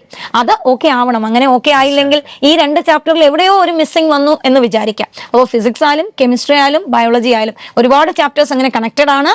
അങ്ങനെ കണക്റ്റഡ് ആയിട്ട് ക്വസ്റ്റ്യൻ ചോദിക്കുന്ന ചാപ്റ്റേഴ്സിൽ നിങ്ങൾ തിരഞ്ഞെടുക്കുന്ന ക്വസ്റ്റ്യനുകൾക്കും നിങ്ങൾക്കൊരു അവബോധം ഉണ്ടായിരിക്കണം. ഞാൻ ഈ ക്വസ്റ്റ്യൻ ഏത് ചാപ്റ്ററിൽ നിന്നാണ്, അല്ലെങ്കിൽ ഇതിനോട് കണക്ട് ചെയ്ത് വരാൻ പറ്റുന്ന ചാപ്റ്റേഴ്സ് ഏതാണ്, എന്തുകൊണ്ടാണ് ഇങ്ങനെ വന്നത്, അത് നിങ്ങൾക്ക് ഒറ്റയ്ക്ക് അനലൈസ് ചെയ്യാൻ പറ്റുന്നില്ലെങ്കിൽ ഞങ്ങൾക്ക് പ്രൊഫസേഴ്സിനെ വന്ന് കണ്ട ടീച്ചേഴ്സിനോട് ചോദിച്ചാൽ അവർ ഡൗട്ടൊക്കെ പറഞ്ഞ് ചോദിച്ചു വരുമ്പോൾ തന്നെ നമ്മൾ പറയാറുണ്ട് ഇത് മറ്റേ ചാപ്റ്ററിൽ നിന്ന് കൂടെ ചേർന്ന് വരുന്നതാണ്, അപ്പോൾ നിങ്ങൾ അതുകൂടെ പഠിക്കുമ്പോഴേക്കും ഓക്കെ ആകും എന്ന് പറയാറുണ്ട്. അപ്പോൾ നിങ്ങൾ ആ ഒരു കോൺഫിഡൻസോടുകൂടി അങ്ങനെയുള്ള ക്വസ്റ്റ്യനുകളെ ചെയ്ത് പഠിക്കുക. ഒരു ദിവസത്തെ ടൈം ടേബിളിൽ ഇപ്പോൾ ഏറ്റവും കൂടുതൽ കുട്ടികൾ ഒരുപക്ഷെ ടീച്ചറിൻ്റെ അടുത്ത് വന്നിരിക്കുന്നത് ഒരു ദിവസത്തെ ടൈം ടേബിളിൽ എനിക്ക് എല്ലാ കാര്യങ്ങളും ഉൾപ്പെടുത്താൻ സാധിക്കുന്നില്ല, അല്ലെങ്കിൽ മറ്റുള്ള കുട്ടികൾ പഠിക്കുന്ന അത്രത്തോളം എനിക്ക് പഠിക്കാൻ പറ്റാത്തത് കൊണ്ടാണോ എനിക്ക് മാർക്ക്, അപ്പോൾ എൻ്റെ ടൈം ടേബിൾ ആണോ കറക്റ്റ് ചെയ്യേണ്ടതെന്നുള്ളത് ഒരുപക്ഷെ എല്ലാവരും ചോദിക്കുന്ന ചോദ്യം തന്നെ ആയിരിക്കാം. 700 കിട്ടുന്നയാളും 200 കിട്ടുന്നയാളാണെങ്കിലും ഈ ടൈം ടേബിളിൽ ഒരു ദിവസത്തെ ടൈം ടേബിൾ ഇപ്പോഴത്തെ സമയത്ത്, അതായത് ഏറ്റവും സീരിയസ് ആയിട്ട് പഠിക്കേണ്ട ഈ സമയത്ത് ഒരു ടൈം ടേബിളിൽ നമ്മൾ ഉൾപ്പെടുത്തേണ്ട ഏറ്റവും പ്രധാനപ്പെട്ടത് അന്നത്തെ ദിവസത്തെ ടോപ്പിക്ക് പഠിക്കാനുണ്ട്, ഇ ലേണിംഗ് ആപ്പുണ്ട്, വീക്കിലി എക്സാമിന് പഠിക്കാനുണ്ട്, NCERT വായിക്കാനുണ്ട്. ഇതെല്ലാം വരുമ്പോൾ എങ്ങനെയായിരിക്കണം ഒരു ടൈം ടേബിൾ മാക്സിമം സെറ്റ് ചെയ്യാൻ സാധിക്കുക? ഏറ്റവും ഇമ്പോർട്ടൻ്റ് ആയിട്ട് ടൈം ടേബിൾ ഓരോ കുട്ടിക്കും ഓരോന്നാണ്. അത് അങ്ങനെ തന്നെ വിചാരിക്കണം. ഇന്ന ആള് 3 മണി തൊട്ട് 6 മണി വരെ പഠിക്കുന്നു, അപ്പോൾ എൻ്റെ അമ്മ പറഞ്ഞു 3 മണി വരെ 6 മണി വരെ പഠിക്കുന്നതാണ് ഏറ്റവും നല്ല സമയം, ഞാൻ ആ സമയത്ത് പഠിക്കാഞ്ഞിട്ടാണ് എനിക്ക് മാർക്ക് കുറയുന്നത്, ആ സമയത്ത് പഠിച്ചാൽ എനിക്ക് മാർക്ക് കൂടും എന്ന് നിങ്ങൾ വിചാരിക്കുകയോ ചെയ്യരുത്. നമ്മൾ കുറേ വർഷങ്ങളായിട്ട്, ഈ 12 വർഷമായിട്ട് നമ്മുടെ സിസ്റ്റം അഡാപ്റ്റ് ചെയ്ത് വന്നിരിക്കുന്ന ഒന്ന് നമ്മൾ അഡാപ്റ്റഡ് ആണ്. അതിനെ പെട്ടെന്ന് അങ്ങോട്ട് ചേഞ്ച് ചെയ്യാൻ വേണ്ടി നമ്മൾ ശ്രമിക്കേണ്ട. നിങ്ങളുടെ സമയം എന്ന് പറയുന്നത്, ചില ആൾക്കാർക്ക് ഈ പറയുന്ന പോലെ കണ്ടിന്യൂസ് ആയിട്ട് കുറേ പ്രാവശ്യം റിപ്പീറ്റ് ചെയ്ത് വായിച്ചാലേ മനസ്സിലാകും. അങ്ങനെയുള്ളവർ വായനയ്ക്ക് ഇമ്പോർട്ടൻസ് കൊടുത്ത് വേണം ടൈം ടേബിൾ ഉണ്ടാക്കാൻ. ചില ആൾക്കാർക്ക് ഒരു കാര്യം പെട്ടെന്ന് തന്നെ ക്ലിക്ക് ചെയ്യും, പക്ഷെ അത് ഇന്റർപ്രറ്റ് ചെയ്യാൻ കുറച്ച് സമയം എടുക്കും. അങ്ങനെയുള്ള ആൾക്കാർക്ക് കൂടുതൽ സമയം നിങ്ങൾ ആ ക്വസ്റ്റ്യൻ ചെയ്യുന്നതിൽ വേണം കൊടുക്കാൻ. നമ്പർ ഓഫ് ക്വസ്റ്റ്യൻസ് കൂടുതൽ ചെയ്ത് വേണം കൊടുക്കാൻ. ചില ആൾക്കാർ ഇത് എത്ര വായിച്ചാലും എത്ര ഇന്റർപ്രറ്റ് ചെയ്താലും പറ്റില്ല, ഇതൊക്കെ ഒന്ന് എഴുതി വെച്ച് റിപ്പീറ്റ് ചെയ്ത് എഴുതി വെക്കണം. അങ്ങനെയുള്ള ആൾക്കാർ എഴുതി വെച്ച് തന്നെ ചെയ്യാം. പക്ഷെ നിങ്ങളുടെ എന്ത് ചെയ്താലും, എഴുതി വെക്കുകയായാലും നിങ്ങൾ വായിച്ചു പഠിക്കുകയായാലും രാവിലെ ആയാലും രാത്രി ആയാലും, ഏറ്റവും ഇമ്പോർട്ടൻ്റ് ആയിട്ട് ചെയ്യേണ്ട ഒരു കാര്യം അന്നന്ന് പഠിപ്പിക്കുന്ന കാര്യങ്ങൾ അന്നന്ന് തന്നെ കവർ ചെയ്യുക എന്നുള്ളതാണ്. അത് എങ്ങനെ പറ്റും? അപ്പോൾ പല കുട്ടികളും ചോദിക്കുന്നുണ്ട്, നമുക്ക് അന്നന്ന് പഠിപ്പിക്കുന്നത് പെൻഡിങ് വരുന്നുണ്ട്. അത് പെൻഡിങ് വരുന്നിടത്ത് എനിക്ക് നിങ്ങളോട് പറയാനുള്ള മറ്റൊരു കാര്യം, ക്ലാസ്സിൽ തന്നെ ഒരു ഫുൾ 100% എടുത്തിട്ട് പോകാൻ ഞാൻ പറയില്ല, പക്ഷെ ഒരു 50% എങ്കിലും നിങ്ങളൊരു ക്ലാസ്സിൽ നിന്നും എടുത്തിട്ട് വേണം പോകാൻ.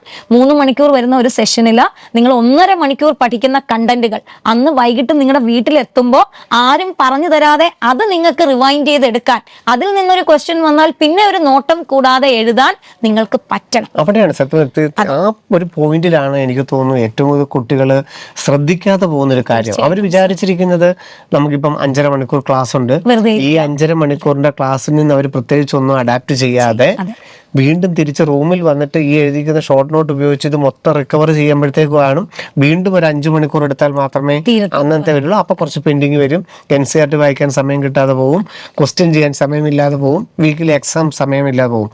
90% ക്ലാസ്സിൽ നിന്ന് തന്നെ കിട്ടിയിരിക്കണം, എങ്കിലേ നമ്മുടെ ഈ ടൈം ടേബിൾ നമുക്ക് ബാലൻസ് ചെയ്യാൻ പോകാൻ പറ്റുള്ളൂ. നിങ്ങൾ ക്ലാസ്സിൽ നിന്ന് തന്നെ എടുത്താൽ, ഞാൻ എപ്പോഴും ബയോളജിയുടെ കാര്യത്തിൽ കുഞ്ഞുങ്ങളോട് പറയാറുണ്ട്, ക്ലാസ്സിൽ നിന്ന് നിങ്ങൾ എടുത്തിട്ട് നിങ്ങൾ വീട്ടിൽ ചെന്നാൽ ഉടനെ ആദ്യം ഇതൊന്നും വായിക്കുകയല്ല ചെയ്യേണ്ടത്, നിങ്ങൾ ക്വസ്റ്റ്യൻ ചെയ്ത് നോക്കൂ, നിങ്ങളുടെ സ്റ്റഡി മെറ്റീരിയൽ ചെയ്ത് നോക്കൂ, വർക്ക് ബുക്ക് ചെയ്ത് നോക്കൂ. വർക്ക് ബുക്ക് ചെയ്യുമ്പോൾ സ്റ്റഡി മെറ്റീരിയൽ ചെയ്ത് വരുമ്പോൾ നിങ്ങൾക്ക് തന്നെ ഏകദേശം ഉറപ്പുണ്ടാവും, ഞാൻ ക്ലാസ്സിൽ കേട്ടത് എത്ര ശതമാനം എൻ്റെ കയ്യിലുണ്ട്, എത്ര പോയിട്ടുണ്ട്, എവിടെയാണ് എനിക്ക് മിസ്സിംഗ് എന്ന് നിങ്ങൾക്ക് തന്നെ അറിയാൻ പറ്റും. അതിനകത്ത് ഷോർട്ട് നോട്ട് ഉപയോഗിക്കുകയും ചെയ്യും, ഷോർട്ട് നോട്ട്സ് നോക്കിക്കോളൂ, യാതൊരു കുഴപ്പവും. അതെ, പക്ഷെ ഇത് കഴിഞ്ഞിട്ട് ക്വസ്റ്റ്യൻ ചെയ്ത് കഴിഞ്ഞിട്ട് നിങ്ങൾക്ക് അപ്പം മനസ്സിലാവും, ഇന്ന സ്ഥലം സാറ് പറഞ്ഞത് ഞാൻ അത്ര എനിക്ക് ക്ലിക്ക് ആയിട്ടില്ല, അല്ലെങ്കിൽ അത് കുറച്ചുകൂടെ ഒന്ന് വായിക്കണം. അങ്ങനെ വായിക്കുമ്പോൾ എന്തായാലും നിങ്ങൾ മൊത്തം ആ ചാപ്റ്റർ വായിച്ചേ പറ്റൂ. വായിക്കുന്ന സമയത്ത് എനിക്ക് അറിയില്ല, അല്ലെങ്കിൽ സാറ് പറഞ്ഞിടം ഞാൻ ഇച്ചിരി വിട്ടുപോയി എന്ന് തോന്നുന്ന സ്ഥലത്ത് കുറച്ചുകൂടെ ഒരു സ്ട്രെസ് കൊടുത്ത് പഠിക്കാം. മറ്റുള്ള സ്ഥലം എനിക്ക് അത്യാവശ്യം അറിയാം, ഞാനൊക്കെ എഴുതി വെച്ചിട്ടുണ്ട്, എനിക്ക് റിവൈസ് ചെയ്യാൻ പറ്റി, അതുകൊണ്ടാണ് ക്വസ്റ്റ്യൻ ചെയ്യാം എന്ന് ഉള്ളിടത്ത് കുറച്ചുകൂടെ ഒരു കുറച്ചുകൂടെ ഒരു ലെസ് ഇമ്പോർട്ടൻസ് എന്ന് പറഞ്ഞാൽ പഠിക്കേണ്ടെന്നല്ല, പക്ഷെ കംപ്ലീറ്റ്ലി ഒരു പ്രയോറിറ്റി നമുക്ക് കിട്ടാത്ത സ്ഥലത്ത് കൊടുക്കാം. അപ്പൊ ചുരുക്കം പറഞ്ഞാൽ 3 മണിക്കൂർ പഠിക്കുന്ന ഒരു കാര്യം വീട്ടിൽ ചെന്ന് നമ്മൾ 3 മണിക്കൂർ കൂടുതൽ അല്ലെങ്കിൽ 3 മണിക്കൂർ തന്നെ എടുത്ത് പഠിക്കുന്നതിൽ അർത്ഥമില്ല, ഒരു കാര്യവുമില്ല. അവിടെയാണ് നമുക്ക് പെൻഡിങ് വരുന്നു എന്ന് പറയുന്നത്. ബയോളജി ഒക്കെ ഡെഫിനറ്റ് ആയിട്ടും ക്ലാസ്സിൽ തന്നെ നിങ്ങൾക്ക് ഒരു 70 to 80% എടുത്ത് തന്നെ പോകാൻ പറ്റും. ഫിസിക്സ് ആണെങ്കിലും കോൺസെപ്റ്റ് അവിടെ നിന്ന് എടുക്കാം, പിന്നെ അത് പ്രോബ്ലം ആയിട്ട് നിങ്ങൾ ചെയ്ത് നോക്കണം. അവിടെയും ഈ കോൺസെപ്റ്റ് നിങ്ങൾ ക്ലാസ്സിൽ നിന്ന് തന്നെ എടുത്ത് പോവുകയാണെങ്കിൽ ചെയ്ത് നോക്കാൻ എടുക്കുന്ന സമയം വളരെ കുറവായിരിക്കും. മറ്റേത് അവിടെയും കിട്ടിയില്ല എന്നുണ്ടെങ്കിൽ ഈ കോൺസെപ്റ്റ് മുഴുവൻ പിന്നെ നിങ്ങൾ തിരിച്ചു വന്നിട്ട് ഇ ലേണിംഗ് ആപ്പിലെ പല കുട്ടികളും അങ്ങനെയാണ്, കോൺസെപ്റ്റ് കിട്ടിയില്ല എന്ന് പറഞ്ഞിട്ട് വീണ്ടും ഇ ലേണിംഗ് ആപ്പിലെ വീഡിയോ കാണുന്നു. സോ വീഡിയോ കാണുമ്പോൾ വീണ്ടും ആ സമയം, പിന്നെ കണ്ടാ പോരാ, അത് പഠിക്കാൻ എടുക്കുന്ന സമയം, പിന്നെ അത് ചെയ്ത് നോക്കാൻ എടുക്കുന്ന സമയം. സോ ഇപ്പം നമുക്ക് വേണ്ടത് സ്മാർട്ട് വർക്ക് ആണ്. നമ്മൾ ഹാർഡ് വർക്കിനെക്കാളും ഇവിടെ നമുക്ക് ബെനിഫിഷ്യൽ ഇഫക്റ്റ് തരുന്നത് സ്മാർട്ട് വർക്ക് ആണ്. അപ്പോൾ സ്മാർട്ട് വർക്ക് എന്ന് പറയുമ്പോൾ നമ്മൾ ഡെഫിനറ്റ് ആയിട്ടും ഒരു 6 മണിക്കൂർ അല്ലെങ്കിൽ 7 മണിക്കൂർ ക്യാമ്പസിലുണ്ട്. അത്രയും സമയം നമുക്ക് കിട്ടുന്നത് മാക്സിമം നമ്മുടെ കയ്യിൽ വെച്ചിട്ട് വേണം നിങ്ങൾ മുന്നോട്ട് പോകാൻ. അതിന് ക്ലാസ്സിലിരിക്കുന്ന സമയത്ത് അധ്യാപകൻ പറയുമ്പോൾ എപ്പോഴും നിങ്ങൾ ആ പറയുന്ന കാര്യങ്ങൾ 2-3 പ്രാവശ്യം സെൽഫായിട്ട് തന്നെ പറഞ്ഞു നോക്കൂ. ഉറച്ച് വിളിച്ച് അധ്യാപകനോടൊപ്പം പറയണം എന്നല്ല ഞാൻ പറഞ്ഞത്, അതിനുള്ള അവസരം കിട്ടിയില്ലെങ്കിൽ മനസ്സിലെങ്കിലും ഒരു അധ്യാപകൻ ഒരു കണ്ടന്റ് ഒരു സാധനം പറഞ്ഞു കഴിഞ്ഞാൽ നിങ്ങൾ ഇതാണ് പറഞ്ഞത്, ഓക്കെ അങ്ങനെ മനസ്സിലൊന്ന് പറഞ്ഞ് വേണമെങ്കിൽ ഞാൻ നേരത്തെ പറഞ്ഞല്ലോ എഴുതിയും കൂടെ വെക്കും. എന്താണ് പറഞ്ഞതെന്ന് നിങ്ങൾക്ക് മനസ്സിലായ ഭാഷയിൽ മലയാളത്തിലായാലും ഒരു കുഴപ്പമില്ല, ഒന്ന് എഴുതി വെക്കൂ. ആ എഴുതി വെക്കുന്ന സാധനം വീട്ടിൽ ചെന്ന് നിങ്ങൾ ഒന്ന് ക്വസ്റ്റ്യൻ ചെയ്യുമ്പോൾ അല്ലെങ്കിൽ മറയ്ക്കുമ്പോൾ ഒരു ഡൗട്ട് വന്നാൽ നിങ്ങൾക്കപ്പോൾ ഈ എൻ്റെ വീഡിയോ പോയി കാണേണ്ടി വരില്ല. നിങ്ങൾ ഇതൊന്ന് മറച്ചു നോക്കിയാൽ മതി. ഞാൻ അവിടെ എന്താ എഴുതി വെച്ചിരിക്കുന്നത്, ഇതെന്താ സാറ് പറഞ്ഞേ, ഓക്കെ ഇതാണ് ശരി എന്ന് പറഞ്ഞ് നിങ്ങൾക്ക് പോകാം. അപ്പൊ നിങ്ങൾ ഈ പറയുന്ന കാര്യങ്ങളെ അതുപോലെ ഉൾക്കൊണ്ട് അത് എഴുതി വെച്ചും മനസ്സുകൊണ്ട് പറഞ്ഞും ഒരു 80% 90% പഠിച്ചിട്ട് പോകണം. അപ്പോൾ വീട്ടിൽ ചെല്ലുമ്പോഴത്തേക്കും നമുക്ക് ഇതൊക്കെ ഒന്ന് റിഫ്രഷ് ചെയ്ത്, ശരിക്കും അവിടെ റിഫ്രഷിങ് ആണ്. ഒന്നുകൂടെ ഒന്ന് വായിച്ച്, ബയോളജി ആണെങ്കിൽ നന്നായിട്ട് ഒന്നുകൂടെ ഒന്ന് വായിച്ച്, ഫിസിക്സും കെമിസ്ട്രി ആണെങ്കിൽ ആ കോൺസെപ്റ്റിൽ നിന്ന് വരുന്ന 2-3 ക്വസ്റ്റ്യൻസ് ഒക്കെ ചെയ്ത് നമ്മൾ ഓക്കെ ആയി എന്ന് തോന്നിയാൽ വെറും ഒരു കാര്യമുണ്ട്, കോൺസെപ്റ്റ് നമുക്ക് അറിയാമെങ്കിൽ. നിങ്ങൾ ആലോചിച്ചോ, അതിൽ നിന്ന് ഏത് തരത്തിലുള്ള ക്വസ്റ്റ്യൻ വന്നാലും നിങ്ങൾക്ക് എഴുതാൻ പറ്റും. ഒരു കോൺസെപ്റ്റ് കൃത്യമായിട്ട് അറിയാതെ വരുമ്പോഴാണ് നമുക്ക് ആ ക്വസ്റ്റ്യൻ ചെയ്യാനൊരു ഡിഫിക്കൽറ്റി വരുന്നത്. ഞാൻ സമയം എടുക്കുന്നു മിസ്സേ എന്ന് പറയുന്നിടത്തും, അല്ലെങ്കിൽ എനിക്ക് എത്ര ചെയ്തിട്ടും അത് കിട്ടുന്നില്ല എന്ന് പറയുന്നിടത്തും നിങ്ങൾ മനസ്സിലാക്കാത്ത ഒരു കാര്യം, നിങ്ങൾക്ക് ആ കോൺസെപ്റ്റ് മനസ്സിലായിട്ടില്ല. അവിടെ എവിടെയോ ഒരു മിസ്സിംഗ് ഉണ്ട്. തെറ്റിക്കുന്ന കുട്ടികളോടും ഞാനിപ്പോൾ ഇന്ന് വരുന്ന സമയത്ത് ഒരു കുട്ടിയോട് ചോദിച്ചു, തെറ്റി മിസ്സേ എന്ന് പറഞ്ഞപ്പോൾ ഞാൻ ചോദിച്ചു, മോളെ തെറ്റിയത് എങ്ങനെയാണ് പഠിക്കണമെന്ന് ചോദിച്ചപ്പോൾ അയാൾ പറഞ്ഞു, മിസ്സേ ഈ തെറ്റിയ ക്വസ്റ്റ്യൻ ഞാൻ വീണ്ടും ചെയ്ത് പഠിക്കും. അപ്പോൾ 10 ക്വസ്റ്റ്യൻ തെറ്റിയിട്ടുണ്ടെങ്കിൽ ഈ 10 ക്വസ്റ്റ്യൻ ചെയ്യാൻ വേണ്ടിയിട്ട് ഞാനൊരു 100 മിനിറ്റ് എടുക്കും. അപ്പം ഞാൻ ചോദിച്ചു, മോളെ ഈ 10 ക്വസ്റ്റ്യനും തെറ്റിയ ക്വസ്റ്റ്യൻ ആണോ ചെയ്ത് പഠിക്കുന്നത് അതോ തിയറി ആണോ? അത് ക്വസ്റ്റ്യൻ ആണ്. അപ്പോഴും എനിക്ക് പറയാനുള്ളത്, ഒരു ക്വസ്റ്റ്യൻ തെറ്റിയെങ്കിൽ അതിന് പിന്നിൽ ഒരു തിയറി ഉണ്ടാകും. അത് അറിയാത്തത് കൊണ്ടാണ് ആ ക്വസ്റ്റ്യൻ തെറ്റിയത്. അപ്പം നിങ്ങൾ ആ ക്വസ്റ്റ്യൻ കാണാപ്പാഠം പഠിച്ച് ആ ക്വസ്റ്റ്യൻ ചെയ്യാനല്ല നോക്കേണ്ടത്, അതിന്റെ പുറകിലിരിക്കുന്ന തിയറി എന്താണെന്നാണ് ഇപ്പൊ നോക്കേണ്ടത്. തീർച്ചയായിട്ടും അത് ഏറ്റവും പ്രധാനമാണ്. കാരണം നമുക്ക് ബാക്കി ക്വസ്റ്റ്യൻ ബേസ് ഉള്ളത് മുഴുവൻ നമുക്ക് മോഡലിന് ചെയ്യാനായിട്ട് ധാരാളം സമയം, 25,000-ന് മുകളിൽ ക്വസ്റ്റ്യൻസ് പേപ്പറുകൾ തന്നെ നിങ്ങളുടെ കൈകളിലൂടെ കടന്നു പോകും. ഒരു ചാപ്റ്റർ തന്നെ 20-22 പ്രാവശ്യവും നിങ്ങളുടെ മുമ്പിലൂടെ ഇനി കടന്നു പോകും. കമ്പൈൻഡ് യൂണിറ്റ് എക്സാമുകളിലാണെങ്കിൽ 45ഓളം മോഡലുകൾ നമുക്ക് കിട്ടും. അപ്പം ക്വസ്റ്റ്യൻ പേപ്പർ കറക്റ്റ് ചെയ്യുക, അല്ലെങ്കിൽ നമ്പർ ഓഫ് ക്വസ്റ്റ്യൻസ് കൂടുതൽ ചെയ്യുക എന്നൊക്കെ ഉള്ളതിന് ധാരാളം സമയം നമുക്ക് കിട്ടും. അതുപോലെ തന്നെ ഇനി ഏറ്റവും പ്രധാനപ്പെട്ട മറ്റൊരു കാര്യം, നമ്മളിപ്പോൾ 3 മാസത്തോളം ക്ലാസ്സുകൾ അറ്റൻഡ് ചെയ്യുന്നു, അല്ലെങ്കിൽ ഡെയിലി ടൈം ടേബിളൊക്കെ അനുസരിച്ച് പഠിക്കുന്നു.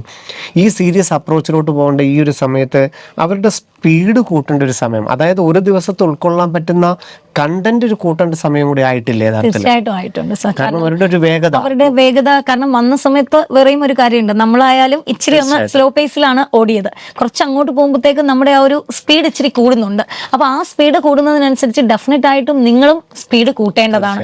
അപ്പോൾ നമ്മൾ ഇതുവരെ ഇപ്പോൾ അതിനുള്ള കണ്ടന്റ് കിട്ടുന്ന ആ എടുക്കുന്ന ഒരു ഇഫേർട്ട്, അതിനിടുന്ന ഒരു സ്മാർട്ട് വർക്ക്, അത് നിങ്ങൾ കൂടുതൽ ഇട്ടേ പറ്റൂ.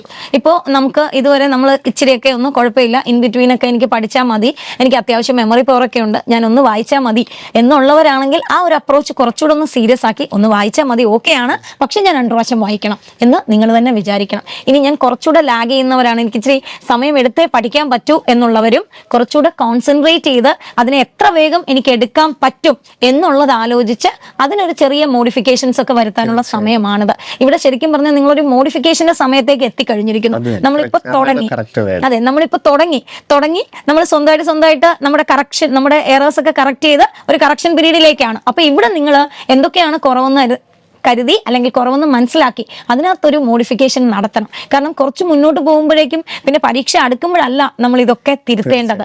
നമുക്കുള്ള ചെറിയ ചെറിയ കാര്യങ്ങൾ നമ്മൾ പതുക്കെ ഒരു സ്റ്റെപ്പ് കയറുന്നത് പോലെ പതുക്കെ കയറിക്കൊണ്ടിരിക്കുകയാണ്. അപ്പൊ ഇനി ഒരിക്കലും നമുക്ക് താഴോട്ട് പോകാൻ പറ്റില്ല, നമ്മൾ കയറുമ്പോൾ വേഗം ഇച്ചിരി കൂടി കൊണ്ടുവരണം. അതിന് നിങ്ങൾക്കിപ്പോൾ പലരും കയറി വന്നപ്പോൾ നല്ല സ്പീഡിൽ കയറി വന്ന ആൾക്കാരുണ്ട്, ചില ആൾക്കാർ വളരെ സ്ലോയിലാണ് കയറി വന്നത്. അപ്പോൾ എങ്ങനെയാണോ നിങ്ങൾ കയറി വന്നത് അതിനി ഇപ്പൊ നല്ല സ്പീഡിൽ കയറി വന്നതാണെങ്കിൽ ഡെഫിനറ്റ്ലി കുഴപ്പമില്ല, നിങ്ങൾ നല്ല സ്പീഡിൽ തന്നെ പൊക്കിയോളൂ. പക്ഷെ ഓരോ ചുവടും കെയർഫുൾ ആയിട്ട് ഇവിടെ നിങ്ങളുടെ വേഗം ഓക്കെ ആണെങ്കിൽ നിങ്ങൾ പിന്നെ കെയർഫുൾ ആയിട്ട് കയറുക എന്നുള്ളതാണ്. ഇനി പതുക്കെ കയറി തുടങ്ങിയ ആൾക്കാരാണെങ്കിൽ വേഗം കൂട്ടുക എന്നുള്ളതാണ്. അവിടെ കെയർഫുൾ ആവുക പ്ലസ് നിങ്ങളുടെ വേഗം കൂട്ടുക എന്നുള്ളതാണ് ഏറ്റവും ഇമ്പോർട്ടന്റ്. റിസൾട്ട് ഓറിയന്റഡ് ആണ് നമ്മുടെ വർക്കിന് എത്ര റിസൾട്ട് കിട്ടുന്നു, അല്ലാതെ മാർക്ക് കിട്ടുന്നു റാങ്ക് കിട്ടുന്നു എന്നുള്ളതിനൊക്കെ നോക്കുക. അപ്പുറത്ത് നമുക്ക് നമ്മുടെ വർക്ക് കൊണ്ട് കിട്ടുന്ന റിസൾട്ട് എത്രയുണ്ട്, അല്ലെങ്കിൽ ആ റിസൾട്ട് ഓറിയന്റഡ് ആകാനായിട്ട് നമ്മൾ കൊടുക്കേണ്ട സ്മാർട്ട് വർക്കിനെ കുറിച്ച് ചിന്തിക്കേണ്ട സമയമാണ്. അത് നമുക്കിനി കറക്റ്റ് ചെയ്യാൻ, അല്ലെങ്കിൽ കൺസെപ്റ്റ് പഠിക്കാനുള്ള ആ ഒരു സമയം ഇനി ഒരുപക്ഷെ നമുക്ക് ഡിസംബറിന് ശേഷം കിട്ടില്ല. അതുകൊണ്ട് മാക്സിമം നിങ്ങളുടെ കണ്ടന്റുകൾ കൂട്ടുവാനും ആ കണ്ടന്റ് ചെയ്യാനുള്ള സമയത്തിനെയൊക്കെ കൂടുതൽ എടുക്കാനും. ഇപ്പം 3 മുതൽ 6 വരെയാണ് നിങ്ങൾ പഠിച്ചുകൊണ്ടിരിക്കുന്നതെങ്കിൽ ഇന്നലെ വരെ നിങ്ങൾ ചെയ്തതിനേക്കാളും ഒരല്പം കൂടി കൂടുതൽ പഠിക്കാൻ ഈ ഒരു 3 മണിക്കൂർ കൊണ്ട് നമുക്ക് സാധിക്കണം. ആ ഒരു വർക്കിലേട്ടൊക്കെ നമ്മൾ കിടക്കേണ്ട സമയമാണ് ഈ ഒക്ടോബർ, നവംബർ, ഡിസംബർ. അവസാനത്തെ ഈ തിയറി പഠിക്കാനുള്ള ഏറ്റവും പ്രധാനപ്പെട്ട 3 മാസങ്ങളാണ് ഒക്ടോബർ, നവംബർ, ഡിസംബർ. ഡിസംബറിന് ശേഷം ഞാൻ പഠിച്ചു തുടങ്ങുക അല്ലെങ്കിൽ ആ സമയത്ത് പഠിക്കാം എന്ന് പറയുന്ന മണ്ടത്തരമാണ്. കാരണം അവിടെ നമുക്ക് ക്വസ്റ്റ്യൻ, ഈ പറഞ്ഞ പോലെ ഒരു ചാപ്റ്ററിൽ എത്രയോ ടൈപ്പ് ക്വസ്റ്റ്യൻസ് നിങ്ങൾ കണ്ടേ പറ്റൂ. അവിടെ ആ ക്വസ്റ്റ്യനുകൾ ചെയ്യാനും ആ ക്വസ്റ്റ്യനുകളിലുള്ള കറക്ഷൻസ് വരുത്തി അത് മാറ്റാനും പരീക്ഷ എഴുതാൻ പല കാര്യങ്ങൾ ഒരുപാട് എറേഴ്സ് നിങ്ങൾ ആ സമയത്ത് ഉണ്ടാക്കും. അത് കറക്റ്റ് ചെയ്യാനുള്ള സമയമാണ്. അവിടെ ഒരു കോൺസെപ്ച്വൽ ക്ലാരിറ്റി വീണ്ടും ഉണ്ടാക്കിയെടുക്കാൻ നമ്മൾ നിന്ന് കഴിഞ്ഞാൽ നമ്മൾ വീണ്ടും വീണ്ടും താഴേക്ക് പോകും. സോ ഈ പറയുന്ന, ശരിക്കും പറഞ്ഞാൽ ഈ ഒരു ഡിസംബർ, ജാനുവരി എന്ന് പറഞ്ഞാൽ നമ്മൾ ഏകദേശം അടുത്തുകൊണ്ടിരിക്കുകയാണ്. ഒരു ഏറ്റവും ആ കോൺസെപ്റ്റ് പഠിച്ചു തീർക്കേണ്ട സമയം ഏറ്റവും അടുത്തു. ഇവിടെ നമ്മൾ ഏറ്റവും സീരിയസ് ആയിട്ടുള്ള ഒരു അപ്രോച്ച് തന്നെ എടുക്കണം. ഇത്രയും സമയം നമ്മൾ ഫ്രണ്ട്സിനോട് ഹായ് പറഞ്ഞു തുടങ്ങി അരമണിക്കൂർ നിന്ന് സംസാരിക്കുന്നുവെങ്കിൽ നമ്മൾ പതുക്കെ പതുക്കെ അതൊരു 15 മിനിറ്റിലേക്കും 5 മിനിറ്റിലേക്കും പിന്നെ ഒരു ഹായിലേക്കും ഒതുക്കണം. അതുപോലെ കഴിക്കാനിരിക്കുമ്പോൾ നമ്മൾ ഭയങ്കര ഇരുന്ന് സംസാരിച്ച് വർത്താനമൊക്കെ പറഞ്ഞ് 1 മണിക്കൂർ അരമണിക്കൂറൊക്കെ എടുത്തിട്ടാണ് കഴിക്കുന്നതെങ്കിൽ അവിടെയും നിങ്ങൾ കുറച്ച് സമയം നിങ്ങളൊരു എക്സ്ട്രാ ഈ പഠനത്തിലേക്ക് ഇടണം. ഞാൻ എപ്പോഴും പറയും, ബസ്സിലിരിക്കുമ്പോഴോ നിങ്ങൾ ഹോസ്റ്റലിൽ നിന്നൊക്കെ ബസ്സിൽ ട്രാവൽ ചെയ്ത് വരുന്നവരാണെങ്കിൽ ബസ്സിലിരിക്കുന്ന സമയം നിങ്ങൾക്ക് ഉപയോഗിക്കാം. ഈവൻ ഞാൻ എപ്പോഴും പറയും, ടോയ്ലറ്റിൽ പോയിരിക്കുന്ന സമയം പോലും നിങ്ങൾ ആലോചിച്ചുകൊണ്ടിരിക്കണം. കാരണം നമ്മുടെ മനസ്സിലുള്ള കണ്ടന്റുകളെ എപ്പോഴും നമ്മൾ റിഫ്രഷ് ചെയ്തുകൊണ്ടിരിക്കണം.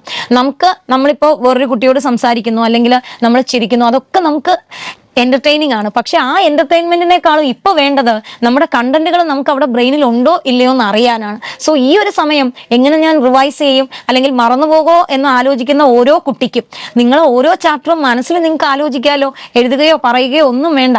നിങ്ങൾ നടക്കുമ്പോഴും നിങ്ങൾ പോകുമ്പോഴും നിങ്ങൾ നിൽക്കുമ്പോഴും എല്ലാം ഇനി കുറച്ച് ദിവസങ്ങളേ ഉള്ളൂ. ആ ദിവസങ്ങളെ ഏറ്റവും ഭംഗിയോടെ അത് വിനിയോഗിക്കുക എന്നുള്ളതാണ്. എത്രയും ഫ്രൂട്ട്ഫുൾ ആയിട്ട് എത്ര മണിക്കൂറുകൾ, 24 മണിക്കൂർ എല്ലാവർക്കും കിട്ടും. പക്ഷെ എന്തുകൊണ്ട് ഈ 24 മണിക്കൂറിൽ എത്ര മണിക്കൂറാണ് നിങ്ങൾ ഉപയോഗിക്കുന്നത് എന്നുള്ളതിനനുസരിച്ചായിരിക്കും നിങ്ങളുടെ മാർക്ക് വരുന്നത്. അപ്പൊ അത് ഉപയോഗിക്കുന്നു എന്ന് ഞാൻ പറയുമ്പോൾ പല രീതിയിൽ നമുക്ക് ഉപയോഗിക്കാം. ആ ഉപയോഗം എങ്ങനെ വേണം, അത് ഏറ്റവും നന്നായിട്ട് ഏറ്റവും ഇഫക്റ്റീവായിട്ട് ഉപയോഗിക്കുക. അത് എത്രത്തോളം ഉപയോഗിക്കുന്നു അതിനനുസരിച്ചായിരിക്കും ഇനി നിങ്ങളുടെ മുന്നേറ്റം ഉണ്ടാകുന്നത്. അതിന് നിങ്ങൾ ഏറ്റവും സീരിയസ് ആയിട്ട് തന്നെ, നിങ്ങളുടെ ആഗ്രഹമാണ്, ആ ആഗ്രഹത്തിലേക്ക് നമ്മൾ എത്തുമ്പോൾ നമുക്ക് ഡെഫിനറ്റ് ആയിട്ടും ഇത്രയും കുട്ടികൾ എഴുതുന്ന ഒരു കോമ്പറ്റേറ്റീവ് എക്സാമിനേഷൻ ആണ്, അതിന് ഞാൻ ഇടേണ്ട ഒരു ഇഫേർട്ട് ഉണ്ട്. അതൊരു സത്യമാണ്. അവിടെ ഒരു ഷോർട്ട് കട്ട് ഇല്ല. അവിടെ നിങ്ങൾ ഇടേണ്ട ഇഫേർട്ട് തന്നെയാണ്. അല്ലാതെ രാവിലെ എണീക്കുമ്പോൾ ഒരു ദിവസം രാവിലെ നമ്മൾ കറക്കി കുത്തിയാൽ ഉടനെ തന്നെ 720 കിട്ടും എന്ന് നിങ്ങൾ ആരെങ്കിലും ധരിച്ചിട്ടുണ്ടെങ്കിൽ ഡെഫിനറ്റ്ലി അത് തെറ്റാണ്.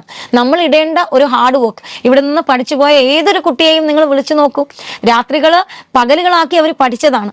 അതിന്റെ ഫലമാണ് ഇന്നവര് അവരിഷ്ടമുള്ള സ്ഥലത്ത് നിൽക്കുന്നത്. നിങ്ങളും ആ ഒരു ഇഫേർട്ട് ഇട്ടേ പറ്റൂ. ഈ ഒരു സമയം നമുക്ക് അതിനുവേണ്ടി മാറ്റിവെക്കാം. നമ്മൾ ഈ പ്രോഗ്രാമിലൂടെ കടന്നു പോകുമ്പോൾ ഞാൻ ആദ്യം തുടക്കത്തിലോട്ട് തന്നെ തിരിച്ചു പോവുകയാണ്. നമുക്ക് എല്ലാവർക്കും, പേരൻസിനും കുട്ടികൾക്കും എല്ലാവർക്കും അറിയാവുന്ന കാര്യങ്ങളുടെ ഒരു ഓർമ്മപ്പെടുത്തൽ മാത്രമാണ് ഈ പ്രോഗ്രാം. ഇതിൽ എവിടെയാണ് നിങ്ങൾ ഓരോരുത്തരും അവനവൻ്റേതായ ടൈം ടേബിൾ കറക്റ്റ് ചെയ്യേണ്ടത്, അവനവൻ്റേതായ ഇൻപുട്ടുകൾ എവിടെയൊക്കെയാണ് വേണ്ടതെന്നുള്ളതാണ് ഓർത്ത് ചെയ്യേണ്ടത്.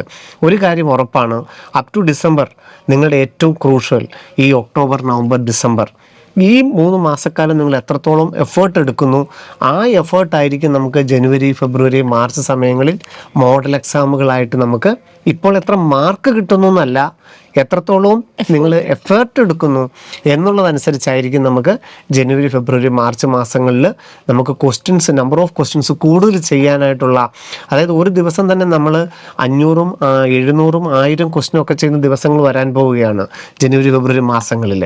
അപ്പോൾ ആ സമയത്ത് നമുക്ക് അത്രത്തോളം ക്വസ്റ്റ്യനിലൂടെ കടന്നു പോകണമെങ്കിൽ ഈ സമയത്ത് നമ്മളിടേണ്ട ഒരു എഫേർട്ടിനെ കുറിച്ചുള്ള ഓർമ്മപ്പെടുത്തലാണ് ഈ എപ്പിസോഡ്, അല്ലെ? തീർച്ചയായിട്ടും. നിങ്ങൾ എന്ന് പറഞ്ഞ് അയ്യോ ഇത്രയും പഠിക്കണോ, ഇങ്ങനെയാണോ, അങ്ങനെ പേടിക്കാനൊന്നുമല്ല. നിങ്ങൾക്ക് കാര്യങ്ങൾ പറഞ്ഞ് മനസ്സിലാക്കി തരുവാണ്. അപ്പോൾ ഇവിടെ ഞങ്ങൾ പറഞ്ഞ് മനസ്സിലാക്കുന്ന ആ കാര്യങ്ങൾ അതേ സെൻസിൽ തന്നെ എടുക്കണം എന്നുകൂടി പറയാനുണ്ട്. കാരണം ഇതൊക്കെ കേട്ട് കഴിയുമ്പോൾ അയ്യോ ഞാൻ ഭയങ്കര താഴെയാണോ, ഇനി ഞാൻ എങ്ങനെ എത്തും, അങ്ങനെ ഒന്നും പേടിക്കാനല്ല.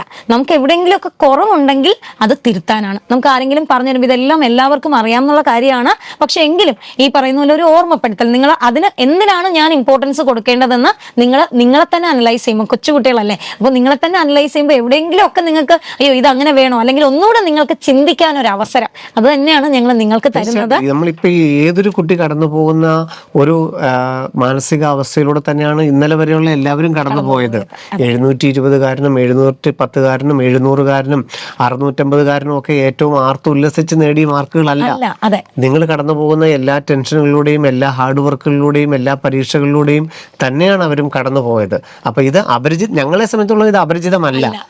കാരണം അതുകൊണ്ടാണ് നിങ്ങൾ ഓരോ കാര്യങ്ങൾ വളരെ വേഗതയോടെ വളരെ ടെൻഷനോടുകൂടി ഞങ്ങൾ പറയുമ്പോഴും ഞങ്ങൾ ഒരു ചിരിയിൽ ഒതുക്കുന്നത് ഇത് ഒരുപാട് ഞങ്ങള് കണ്ടു. ഓരോ വർഷവും ഇത് തന്നെ, ഇത് ശരിക്കും ഒരു തനിയാവർത്തനാണ്. ഒരാൾ മാറുന്നു എന്നുള്ളതല്ലാതെ കൺസേണുകൾക്ക് ഒരു മാറ്റവും ഇല്ല. അതുകൊണ്ടാണ് ഞങ്ങൾ അഡ്രസ് ചെയ്യുന്ന പ്രോബ്ലത്തിന് മാറ്റമൊന്നുമില്ല. കാരണം എല്ലാ വർഷവും ഞങ്ങൾക്ക് ഇത് തന്നെയാണ് നിങ്ങളോട് പറയാനുള്ളത്. അപ്പൊ നിങ്ങൾ എല്ലാവരും ഞങ്ങൾ ഈ പറഞ്ഞതൊക്കെ അനുസരിച്ച് നന്നായിട്ടിരിക്കും. എപ്പോഴും പറയും പോലെ ഞങ്ങളൊരു കുടുംബം തന്നെ നിങ്ങളോടൊപ്പം ഉണ്ട്. എൻട്രൻസ് സംബന്ധമായ വാർത്തകളും അപ്ഡേഷനുകളും ഏറ്റവും വേഗം ആധികാരികമായി അറിയാൻ ബ്രില്യൻറ്റ് സ്റ്റഡി സെന്റർ പാല യൂട്യൂബ് ചാനൽ സബ്സ്ക്രൈബ് ചെയ്യുക. ബെൽ ഐക്കൺ അമർത്തുക. ഈ വീഡിയോ മറ്റ് സുഹൃത്തുക്കളിലേക്കും ഷെയർ ചെയ്ത് നൽകുക.